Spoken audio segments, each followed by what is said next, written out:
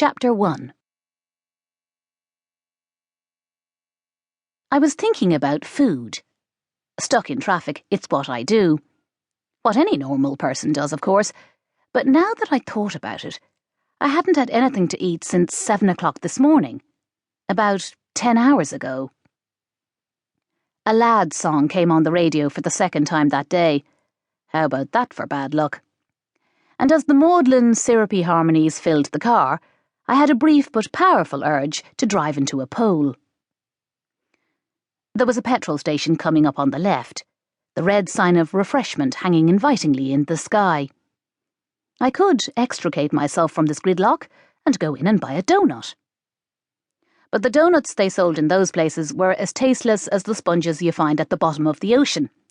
I'd be better off just washing myself with one.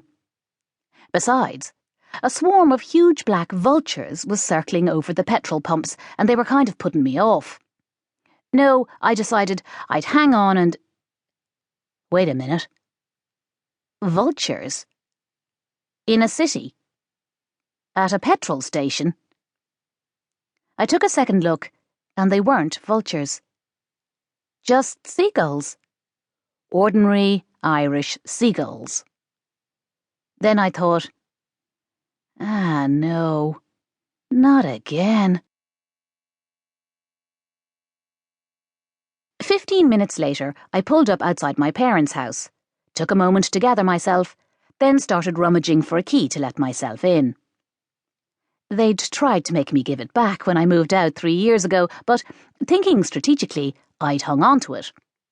Mum had made noises about changing the locks, but seeing as she and Dad took 8 years to decide to buy a yellow bucket, what were the chances that they'd manage something as complicated as getting a new lock? I found them in the kitchen, sitting at the table drinking tea and eating cake. Old people. What a great life they had.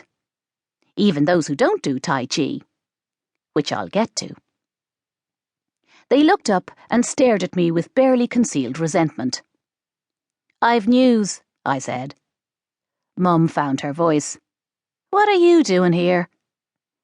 "I live here." "You don't. We got rid of you. We painted your room. We've never been happier." "I said I've news." "That's my news.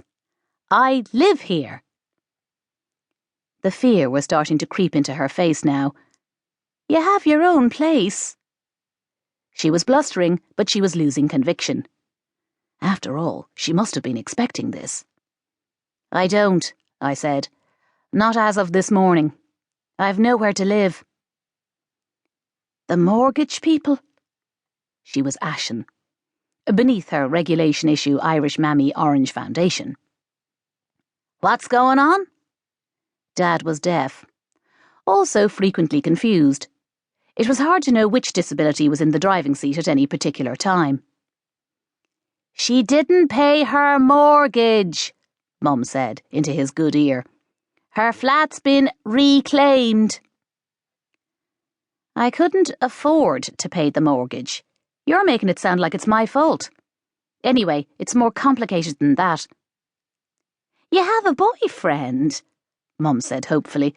"Can't you live with him?" "You've changed your tune, you rampant Catholic." "We have to keep up with the times." I shook my head. "I can't move in with Artie. His kids won't let me." Not exactly. Only Bruno. He absolutely hated me, but Iona was pleasant enough, and Bella positively adored me. "You're my parents. Unconditional love, might I remind you?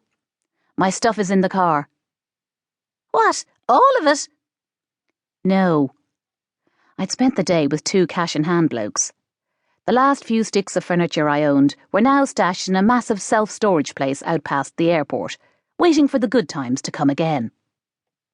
Just my clothes and work stuff. Quite a lot of work stuff, actually, seeing as I'd had to let my office go over a year ago. And quite a lot of clothes, too, even though I'd thrown out tons and tons while I'd been packing.